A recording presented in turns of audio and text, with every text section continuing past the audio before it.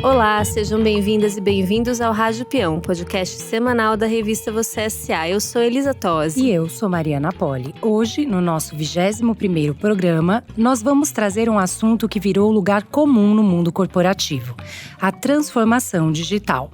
Pois é, de uns tempos para cá, não existe um só executivo ou empreendedor que não esteja preocupado em modernizar serviços e produtos. Enquanto inteligência artificial, Big Data, Internet das Coisas, 5G e blockchain avançam freneticamente, o fantasma do efeito Kodak segue pairando no ar. O medo de que uma nova tecnologia disruptiva surja do nada e destrua um negócio até então bem-sucedido se tornou uma constante no alto escalão das empresas. Prova disso é que os investimentos corporativos em novas tecnologias são altíssimos.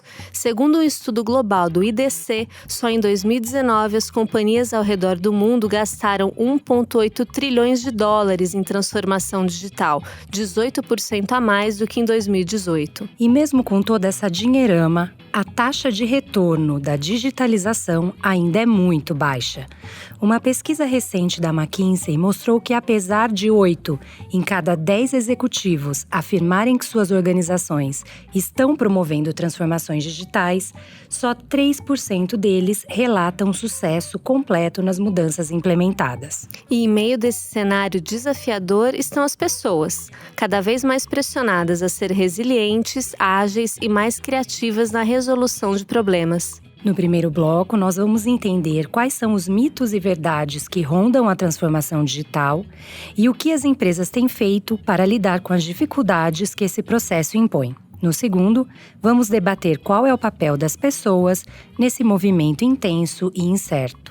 Para esse debate, nós convidamos Antônio Salvador, ex-Chief Digital Officer do Grupo Pão de Açúcar e hoje investidor e advisor da PinPeople, startup focada em experiência do colaborador. Oi, Salvador, obrigada pela sua presença. Obrigado, Elisa. Obrigado, Mari, pelo convite. E também está conosco Luiz Banhara, diretor no Brasil da Citrix, multinacional norte-americana especializada em espaços de trabalho digitais. Bem-vindo, Luiz. Obrigado, Elisa. Obrigado, Mari. Obrigado pelo convite. Obrigado, ouvintes.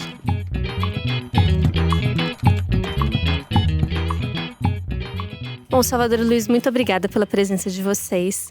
Nos últimos anos, como a gente comentou aqui na abertura do programa, o termo transformação digital ficou tão em voga, né, que ele agora está até um pouco surrado. Parece que a gente perdeu um pouco do sentido do que é a transformação digital. Por isso que eu queria começar a nossa conversa com uma pergunta bem elementar. O que configura genuinamente uma transformação digital? Você começa, Luiz? A pergunta é interessante porque provavelmente entre nós quatro aqui devem haver provavelmente 4 posições distintas a respeito de transformação digital. Eu procuro simplificar bastante tudo isso, dizendo que a transformação digital nada mais é do que a utilização de veículos digitais, e aí você tem mobilidade, você tem as mídias sociais, você tem os ditos aplicativos, para poder ajudar nos processos internos e externos das empresas. É tão simples e tão abrangente como isso. Mas, provavelmente, o Salvador tem uma perspectiva que complementa e ajusta tudo isso, né, Salvador? Não, isso aí, Luiz. Eu acho que é o seguinte, eu concordo, primeiro que há muita conversa sobre o que é transformação digital, há muita desinformação. De tudo que eu tenho conversado e visto, eu acho que assim, é como se fossem talvez estágios, né? A gente às vezes não pensa em estágios e pensa já em empresas super tradicionais de um dia para outro acordarem transformadas. Eu acho que tem alguns estágios, eu imagino 3 pelo menos. Um é do que a gente chama dessa transformação, o uso de tecnologias que hoje estão disponíveis, que não estavam disponíveis no passado, né?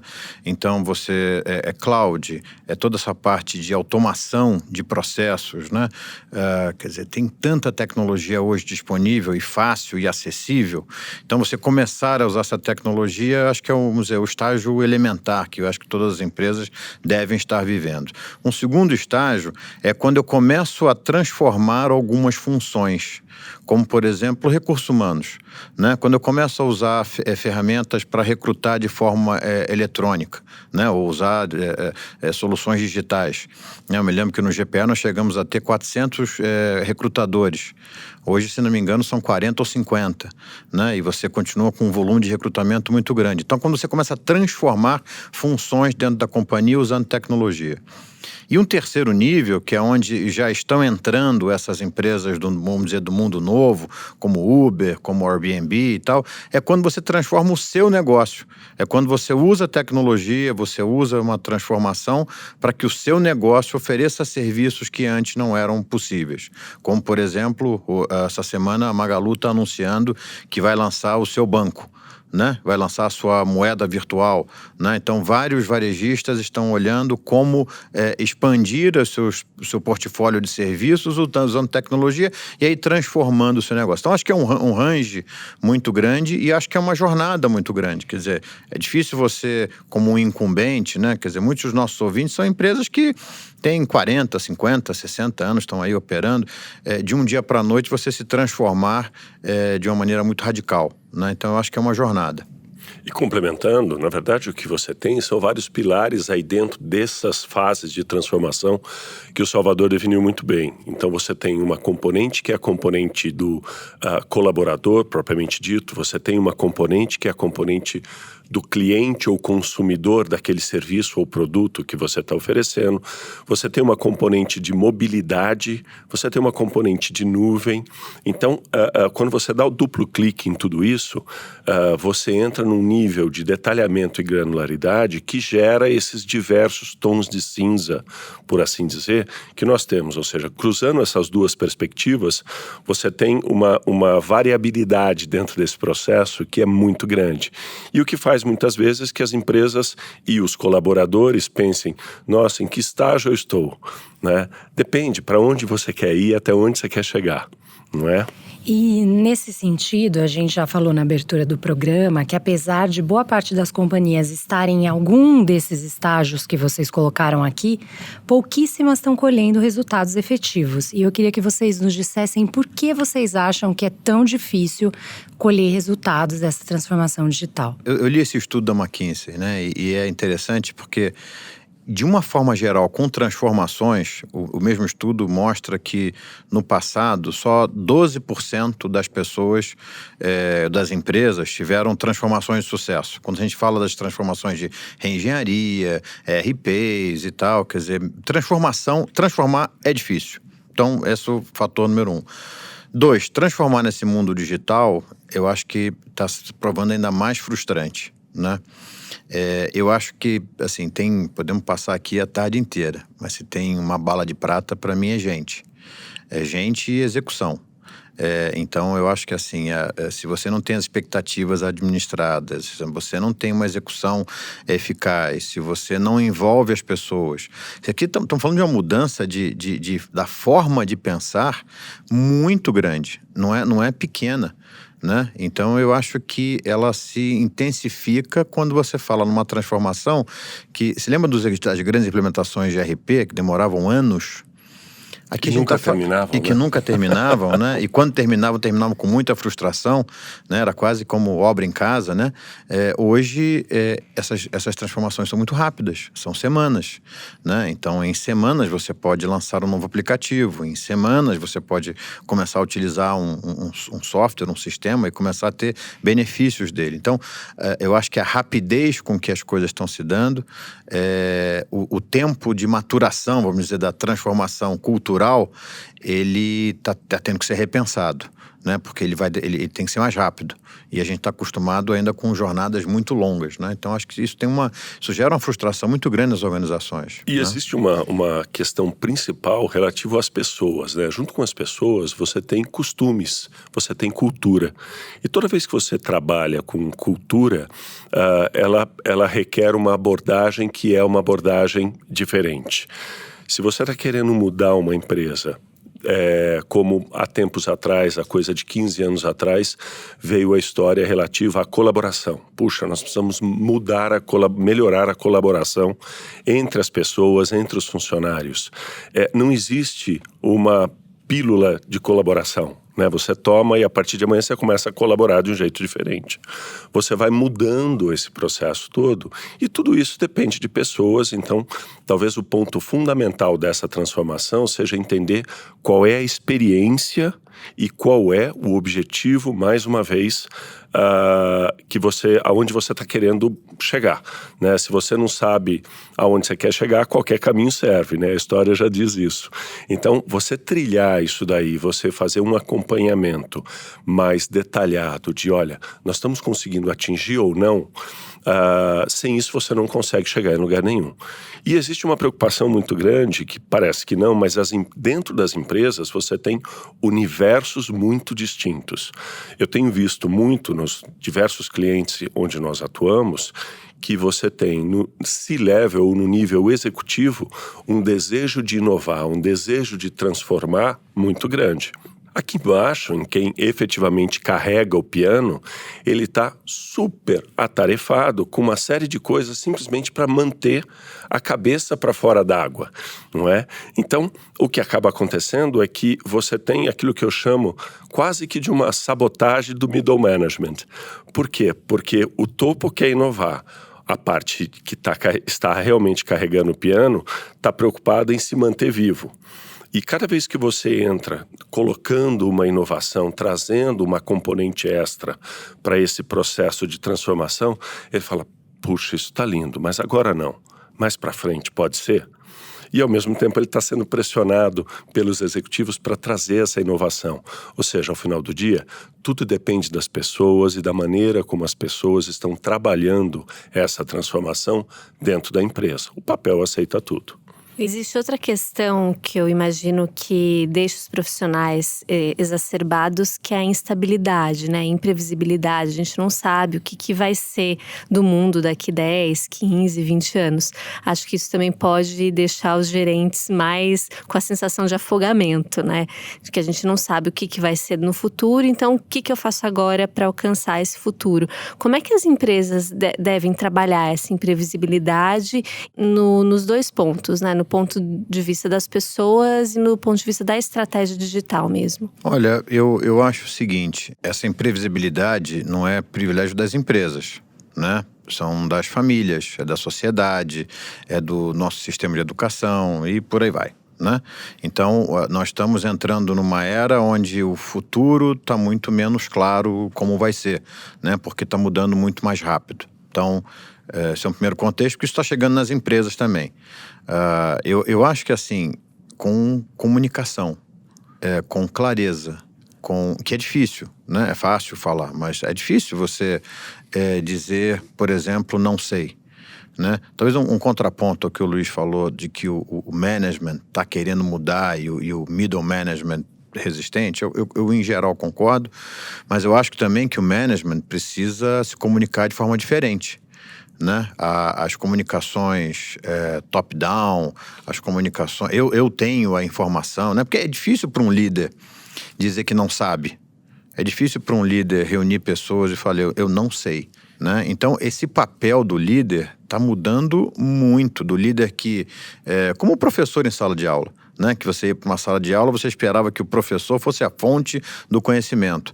Hoje você entra com um conhecimento totalmente disperso na sala, todo mundo tem acesso às mesmas fontes, e o professor hoje é um grande facilitador do contexto da discussão daquele conhecimento. Eu acho que o líder, cada vez mais, tem que ter esse papel dentro das empresas. Então, eu não vejo outra forma a não ser de comunicação clara, verdadeira, franca, né? Constante. Eu acho que isso, para mim, é fundamental para que esse processo de administração de ansiedade, processo de administração da incerteza do futuro, ele seja conversado, seja discutido, né? Porque isso vai fazer parte da nossa vida daqui para frente. Todo mundo quer ser feliz, né? Então, como é que a gente consegue ser feliz dentro do ambiente que, eventualmente, eu não vou ter todos os componentes do futuro mapeados, mas tudo bem, eu vou viver com isso, né? E esse ponto do entender essa comunicação, ela está criando dentro das empresas as parcerias.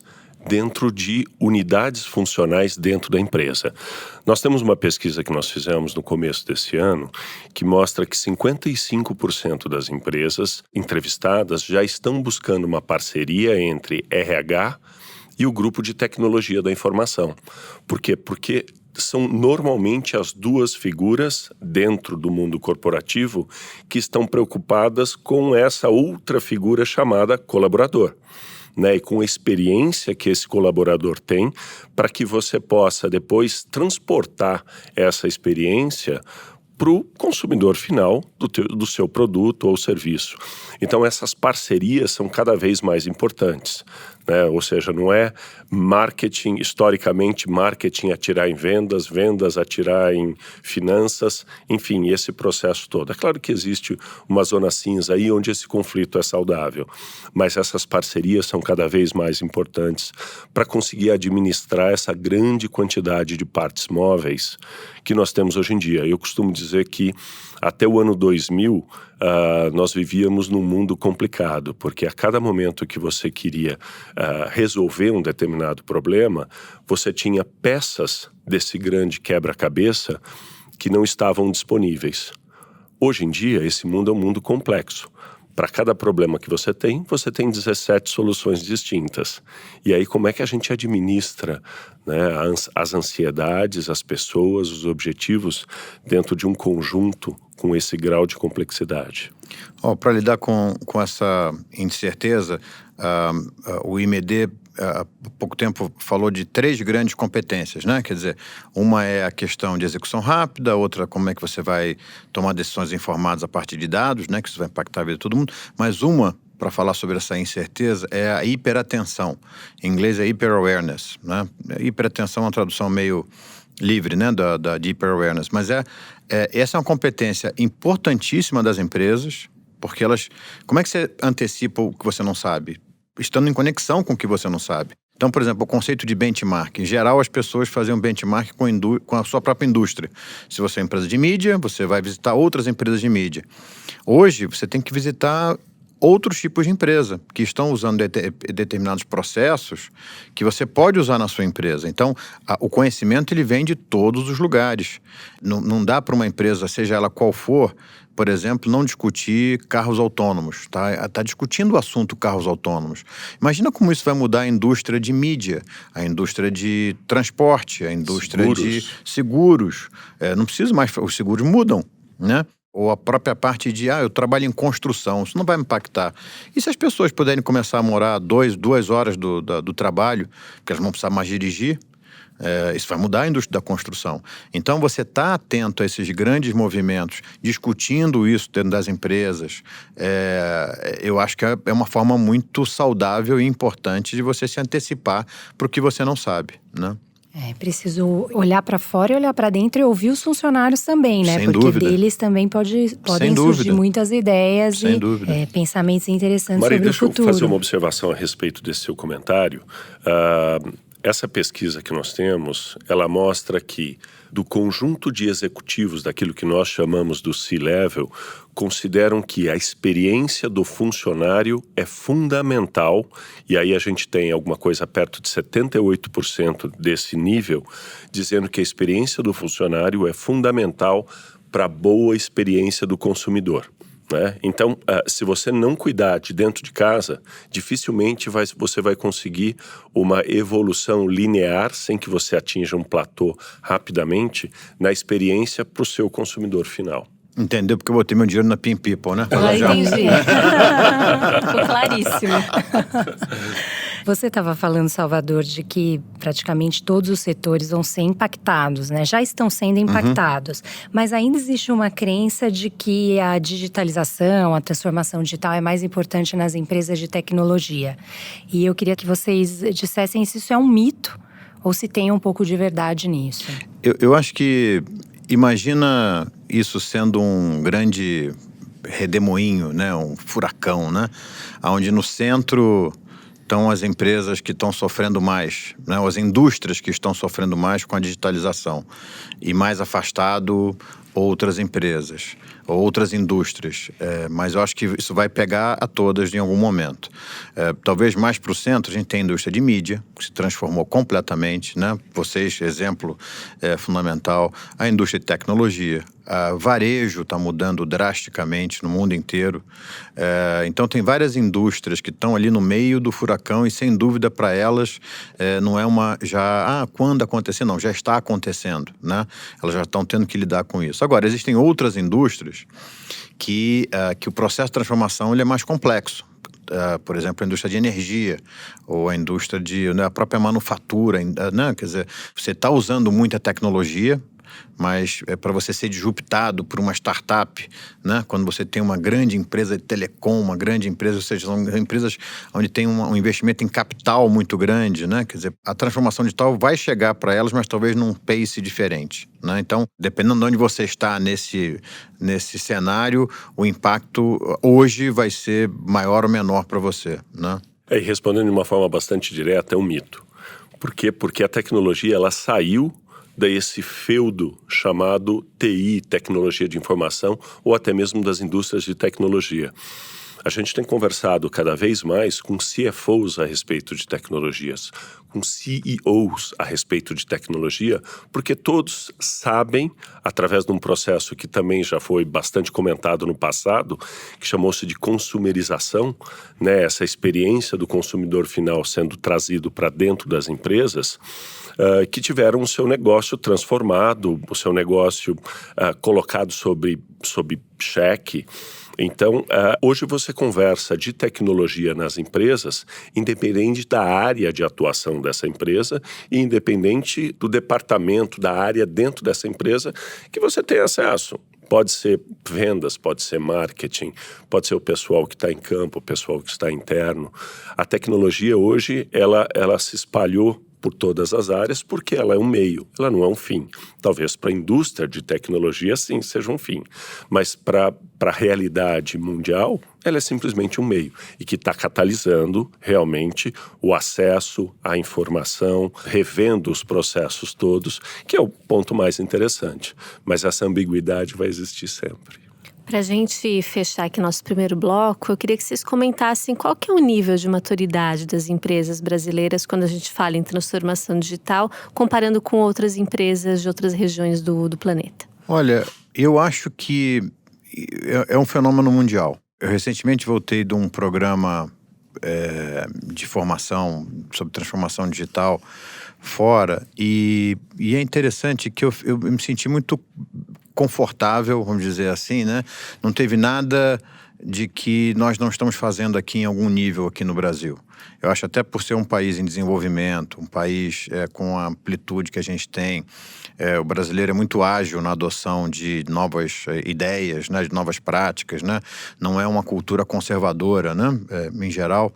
Então eu acho que eu acho que a gente está num nível muito bom. Agora tem a China. E você fica impressionado com o que está acontecendo na China, né? Eu acho que quem não teve ainda a oportunidade de entender, ou ver, ou saber, eu sugeriria, existem vídeos na YouTube, né, ou internet, mas pesquisar o que está acontecendo na China, que é uma revolução. Primeiro, eles têm um market share de gente absurdo, né? Começar por aí, né? Então, tudo que é feito lá é numa escala surreal. Eles pularam a época dos cartões de crédito, né? Foram direto para o celular. Então, toda a relação que você tem entre pessoas não é mais através de cartões de crédito, é através financeira, né? É através de celulares. Um volume de dados, estão trabalhando isso de maneira impressionante. O Alibaba vendeu num dia 37 bilhões de dólares. Isso é o market cap de talvez todos os varejistas, né, brasileiros juntos em um dia. Então, o que está se fazendo lá é muito grande e em algum momento isso vai chegar para todos os países.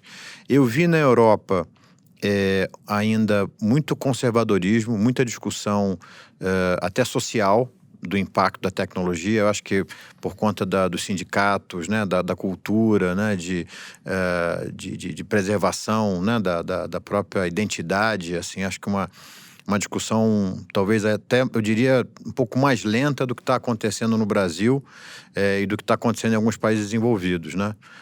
Então eu diria que a gente está aí entre os que estão... Tem muita coisa. Só para dizer quantos unicórnios a gente tem de empresas brasileiras. Isso é um fenômeno muito novo que aconteceu nos últimos anos, né? Não existe uma padronização para a gente conseguir estabelecer qual é a posição real do Brasil e dos países. Não existe um ranking relativo a tudo isso, mas eu gostaria de construir um pouco em cima disso, porque nós temos uma característica que são os altos e baixos da nossa economia. E isso, olhando de uma forma positiva, faz com que, muitas vezes, o Brasil salte determinadas etapas desse processo de evolução, né? Então, cloud ou a nuvem em tecnologia é claramente um deles, que no momento em que o mundo começou a se movimentar nessa direção, o Brasil, a economia brasileira estava mais deprimida. No momento em que ela começou a retomar, várias empresas grandes, médias, pequenas, elas simplesmente foram direto na adoção de nuvem de uma forma como você não viu no restante da América Latina e no restante do mundo. Então nós deixamos algumas etapas para trás e fomos direto já aonde uma parte do mercado já está posicionado hoje em dia.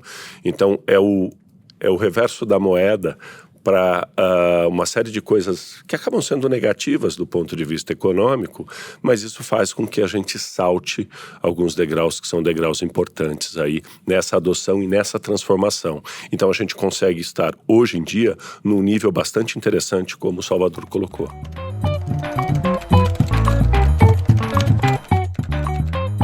Agora a gente vai começar o segundo bloco falando dos profissionais que são afetados por esse tsunami digital. Visitando empresas e conversando com os executivos, fica claro para nós que um dos maiores desafios da digitalização é mudar a mentalidade das pessoas. O Salvador até falou de passagem no primeiro bloco sobre isso. Por que é tão difícil mudar a mentalidade dos profissionais durante uma transformação digital? De uma forma bem objetiva, porque as pessoas não gostam da mudança. A gente muitas vezes diz que sim, não, eu estou aberto, eu quero, mas na hora que a coisa acontece com a gente, esse processo é um processo que exige transformação do nosso lado.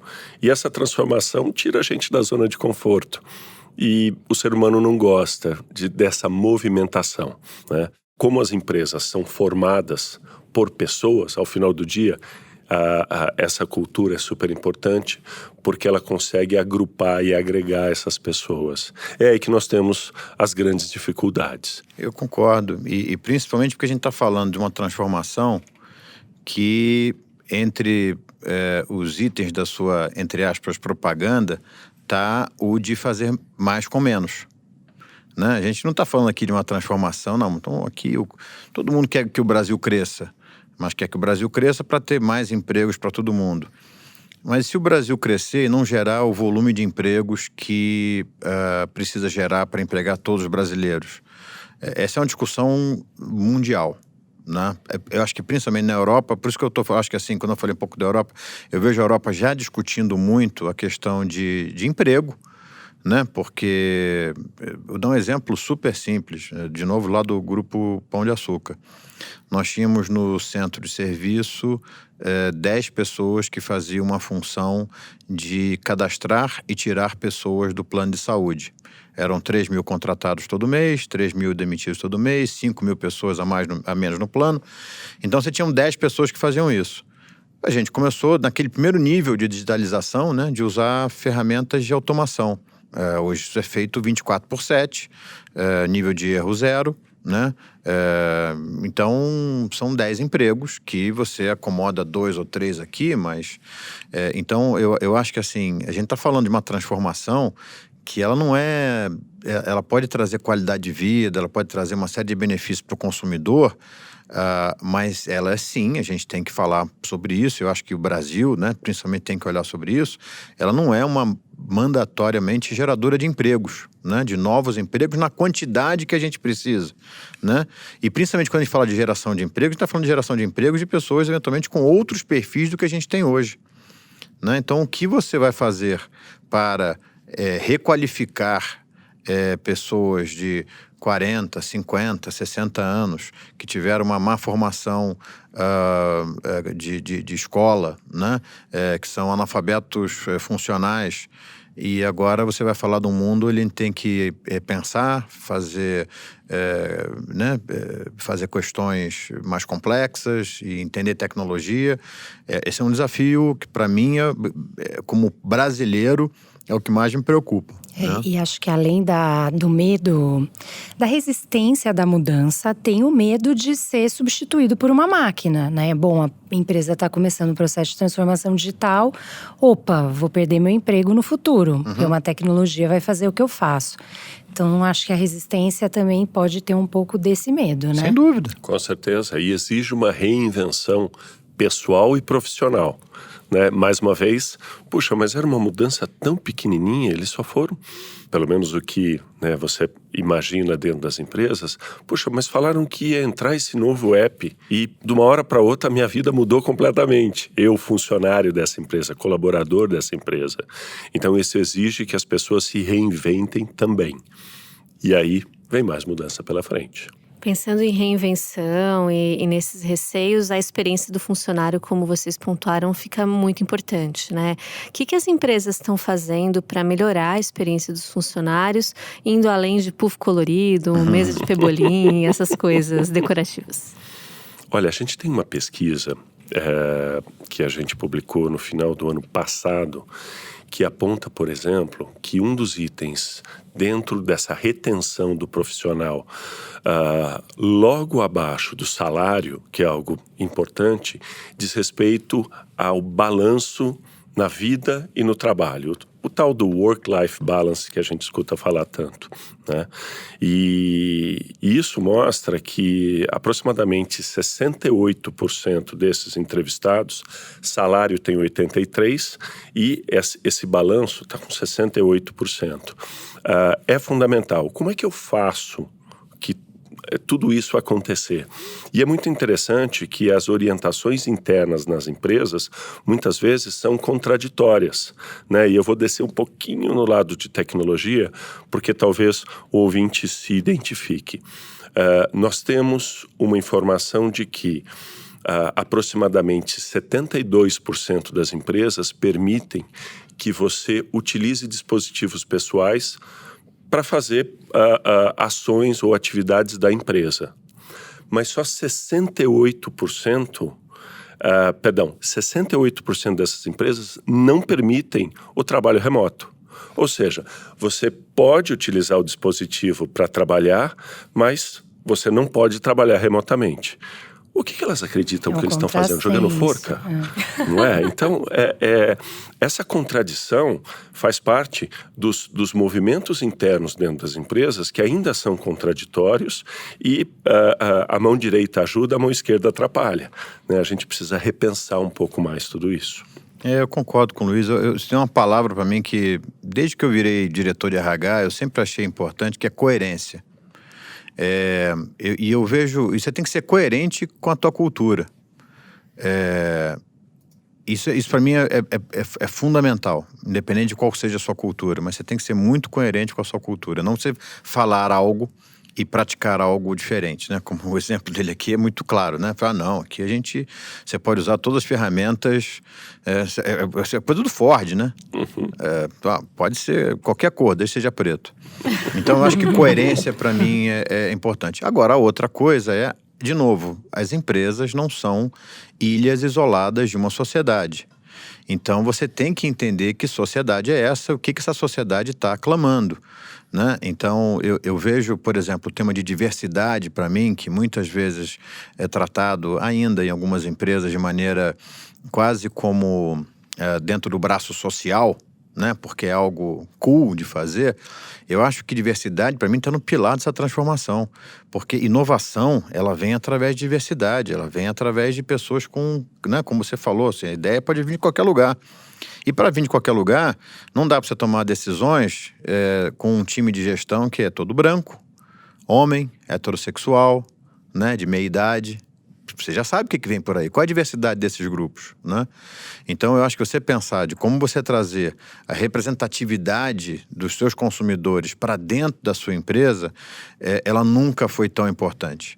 Ela nunca foi tão importante e eu acho que isso, para mim, é um dos grandes fatores de engajamento. Eu fiquei com muito tempo como diretor de RH de uma empresa que tinha 160 mil funcionários, trabalhava com a base da pirâmide brasileira, e eu via mulheres, caixas de supermercado que em casa, né, ou na sua sociedade, né, no seu ambiente, eram maltratadas, não respeitadas e tudo, e elas se sentiam super respeitadas dentro do trabalho. Elas sabiam que se um gerente falasse de uma maneira equivocada com ela tinha canais dela ser ouvida e esse gerente seria punido, né? Então era um ambiente onde ela se sentia muito segura. Então acho que esse é um papel muito importante das empresas na sociedade, né? Que é entender esses movimentos, trazer isso para dentro e com coerência. E olha como as coisas se conectam, né? Quando a gente imagina nessa diversidade, que eu gosto muito, para mim essa é sempre a definição. Muitas vezes a gente vê no mercado algumas situações talvez um pouco extremas, justamente pelo fato dessa diversidade toda ser cool. O que você precisa ter dentro da sua empresa é a representação do mercado onde você está. É tão simples quanto isso. Então, quando você começa a trabalhar nessa direção, você começa a entender que as pessoas não precisam estar presas em 4 paredes. Né? O puff colorido é bonitinho, mas pode ser que ela prefira o puff de casa, né? Onde ela pode trabalhar sem ter um problema, como, por exemplo, uma cidade como São Paulo, onde a mobilidade urbana é crítica. Então, quando você começa a entender que a tecnologia também é um meio para te entregar mais diversidade, para poder voltar a incluir no mercado de trabalho aquela professora aposentada que com certeza vai te entender muito melhor num saque do que aquele universitário recém-formado, e nada contra, mas que tem aquela ansiedade toda para resolver o problema. E quando você está pura e simplesmente querendo compartilhar a sua frustração, você tem um encaixe muito melhor. E eu acredito muito que a tecnologia está aí para fazer essa inclusão e trazer essa diversidade para dentro da empresa virtual, não para dentro da empresa física, né? Dentro das paredes e do cercadinho da empresa. Porque o tema da coerência, você confia no seu funcionário? Claro, confio. Então, eu posso trabalhar em casa hoje, segunda-feira? Não. Mas por que não? Não, porque... Então, é isso que eu acho que é coerência, entendeu? Então, e de novo, se não é isso que você está preparado para fazer e tal, seja franco, olha, eu não confio nas pessoas e viva com isso. Sim. Sabendo que você está vivendo num ambiente onde as pessoas precisam confiar umas nas outras, claro, né? Elas precisam se sentir, puxa, se eu tenho meta, se eu tenho objetivo, se eu tenho o que fazer, compromissos, por que eu vou ficar em casa dormindo, né? Não faz o menor sentido. E olha que interessante, dentro dessas empresas onde você não pode trabalhar de qualquer lugar, 23% delas enviam o trabalho por e-mail para elas mesmas, para que elas possam trabalhar de casa. E 18% trabalham com pendrive. Ou seja, você tem uma situação... Seguro, né? Super seguro. Exato. Você tem uma situação onde a Lei Geral de Proteção de Dados, que entra em vigor no próximo ano, ou que entre no ano seguinte, em meio a tantas discussões, está te empurrando para você tomar determinadas decisões, e as pessoas estão tampando os olhos com uma peneira, dizendo, não, isso não acontece aqui dentro. A natureza encontra os seus meios, né? E com isso você deixa uma série de portas abertas que vai te prejudicar por conta dessa falta de coerência em outras áreas da sua empresa. E, gente, nos últimos anos, o mundo corporativo ele foi invadido por termos como squads, scrums, sprints, kanbans e todas essas expressões das metodologias ágeis. E eu queria primeiro que vocês explicassem para os nossos ouvintes o que é exatamente o modelo de trabalho ágil e depois que vocês compartilhassem a opinião de vocês, se isso é um modismo ou se é um modelo de trabalho que veio para ficar. Olha, para simplificar esse processo, os modelos ágeis, na verdade, buscam uma inspiração nas startups, que normalmente começam pequenas. Então, qual é o mecanismo, a metodologia que você tem para quebrar uma grande corporação com 160 mil funcionários, com 100 mil, com 10 mil funcionários, em alguma coisa que seja mais ágil? Reduzindo isso para grupos com autonomia e com uma capacidade de comunicação e entrega que seja mais próximo da startup. Esse é o conceito que está por trás de tudo isso, né? Não é sofisticado, mas ele tem algumas dicas, alguns truques para fazer com que tudo isso caminhe melhor. Mas tudo isso tem que ser acordado dentro da empresa. Você não pode ter a área de vendas trabalhando dessa forma e a área de RH trabalhando no modelo tradicional. Porque é como se você tivesse as rodas de um carro, cada roda operando numa velocidade diferente. Você vai bater. Então, talvez o grande segredo de tudo isso seja como você democratizar essa oportunidade de trabalhar em grupos menores numa empresa que eventualmente tem 60 anos, 10 mil funcionários e todo o seu modelo tradicional de operação, seja lá o que tradicional queira dizer, né? Então, quando você começa a movimentar dessa forma, e mais uma vez, volta na intenção das pessoas e na motivação que as pessoas têm, você consegue fazer com que os resultados apareçam dentro de um ambiente como esse. Eu fiz agora recentemente um curso numa universidade americana, bacana, e o nome do curso tinha Agile no programa. E quando eu cheguei lá, um dos professores falou, olha, o nome do curso ia ser chamado O Futuro do Trabalho. Quando a gente botou ágil porque tá todo mundo falando sobre o assunto. É mais sexy, né? Para poder, porque vende. Mas ele falou, olha, e a gente não discutiu metodologia ágil durante o programa. A gente discutiu novas formas de trabalho. Então, eu acho que assim, tem modismo ao longo do ágil? Tem. Quando a gente, nesse meu último papel como Chief Digital Officer, uma das coisas que eu fiz questão de fazer era, olha, tem muita coisa dessa metodologia que é interessante, e tem muita coisa dessa metodologia que não faz o menor sentido para algumas organizações, como no caso a nossa.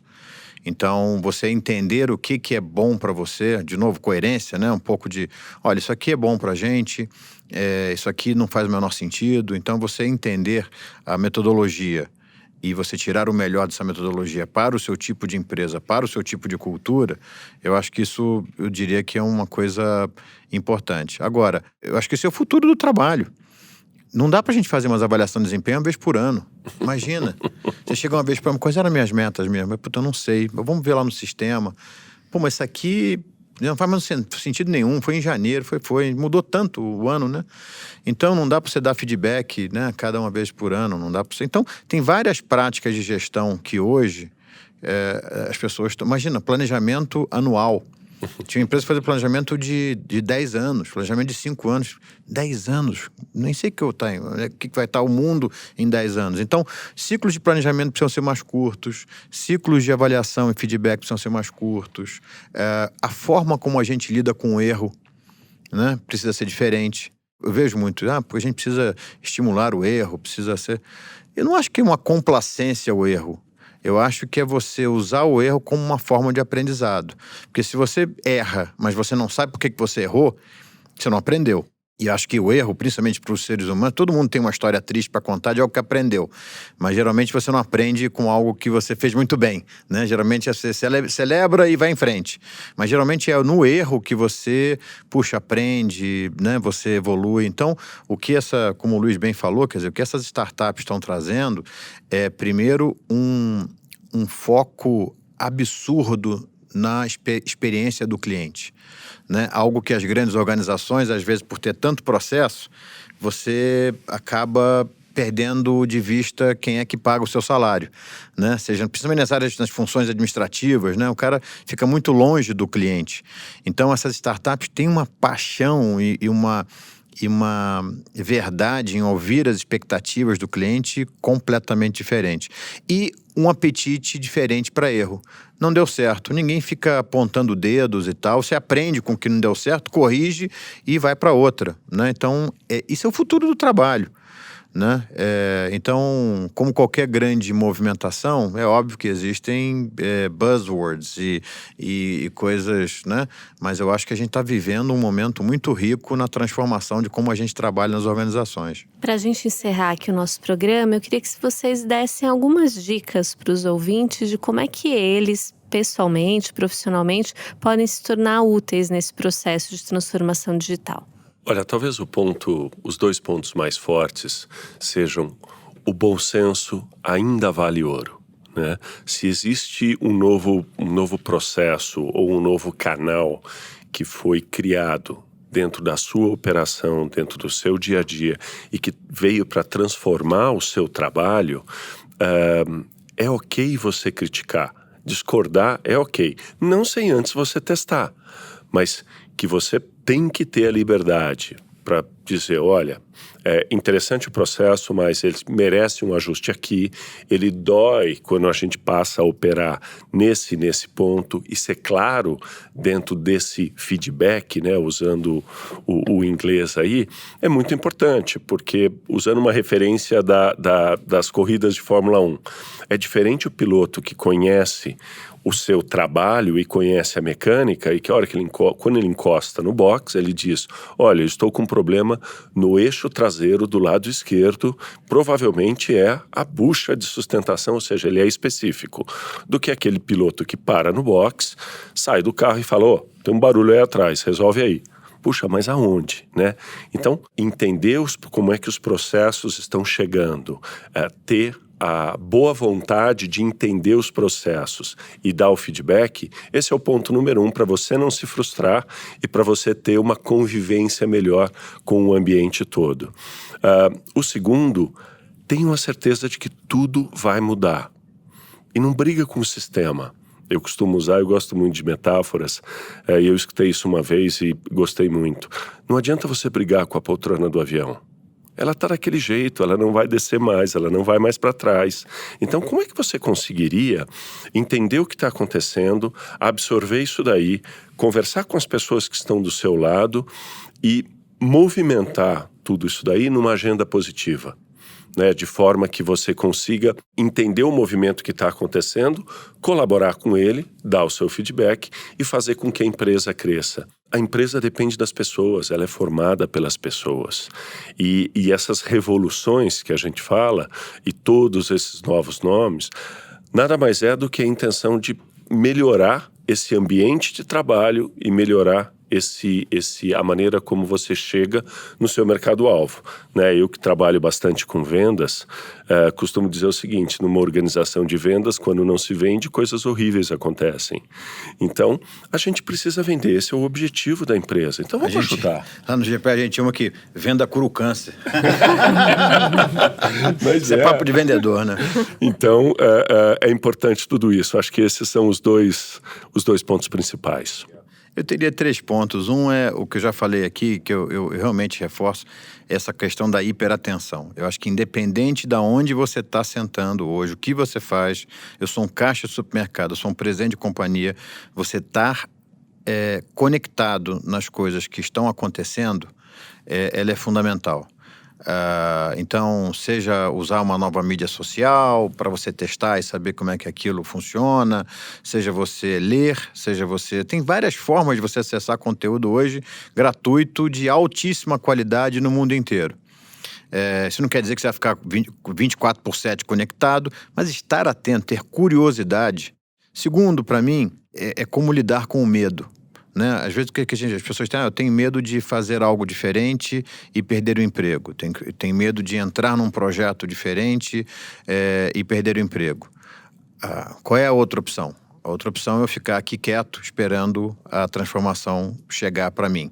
Eventualmente fazendo algo que eu não gosto e sabendo que aquele algo que eu não gosto vai ser disruptado. Então, se o mundo realmente é incerto, Não é melhor você, eventualmente, até ter um insucesso fazendo algo que você gosta nesse ponto, né? Nesse período? Então, eu acho que é você realmente buscar coisas que te façam felizes. Acho que, no final das contas, isso é que serve o trabalho. O trabalho é parte da vida, né?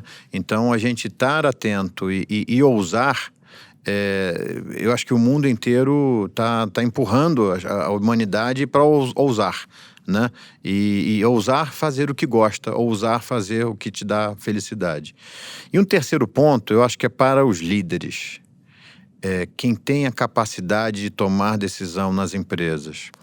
Eu acho que não dá para hoje nenhum líder mundial de nenhuma organização não olhar o impacto que essas tecnologias têm na sociedade e nos seres humanos. No sentido de como é que a gente faz com as pessoas que estão perdendo emprego? Como é que a gente faz para preparar as pessoas para que elas não percam o emprego? Porque se a gente imaginar que os governos vão fazer isso, já mostraram, independente do governo, aqui sem uma questão ideológica, mas é muito difícil um governo sozinho fazer isso. Então, eu acho que, assim, desde pequenos exemplos. Eu tenho uma empresa pequena com 15 funcionários. Cara, como é que eu ajudo essa empresa a trazer essa hiperatenção, a dar novos conhecimentos, a preparar essas pessoas para que, mesmo que eventualmente elas não tenham emprego na minha empresa, ela possa ser empregada dentro do mercado de trabalho? Porque não existem empresas sem consumidores, sem mercado de consumo. E se cada um não fizer o seu, se cada um só olhar a última linha, se cada um só olhar a produtividade, não, mas com essa tecnologia eu consigo cortar 25% do mercado de trabalho. Tá bom, são os 25% menos consumidores do teu produto.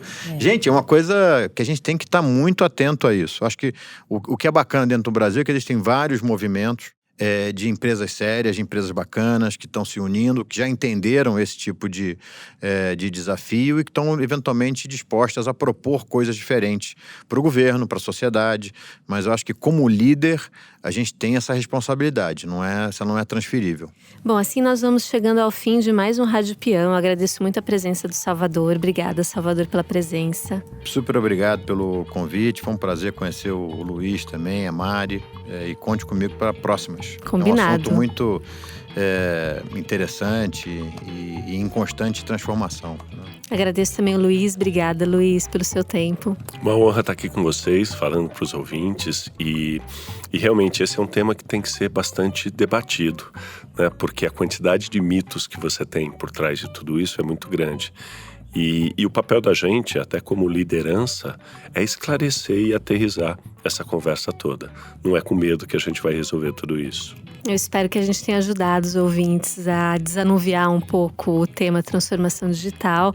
Esse podcast teve produção de Mariana Poli e Elisa Tosi, a edição sonora de Rafael Bertazzi e a trilha sonora é de Chico Labels. Obrigada, Luiz. Obrigada, Salvador. Se você escutou esse programa e deseja fazer críticas ou sugestões, escreva pra gente. O e-mail é podcast@vocesa.com.br. E você já sabe, toda quarta-feira, 6 da manhã, tem mais Rádio Peão no ar. Até lá, pessoal!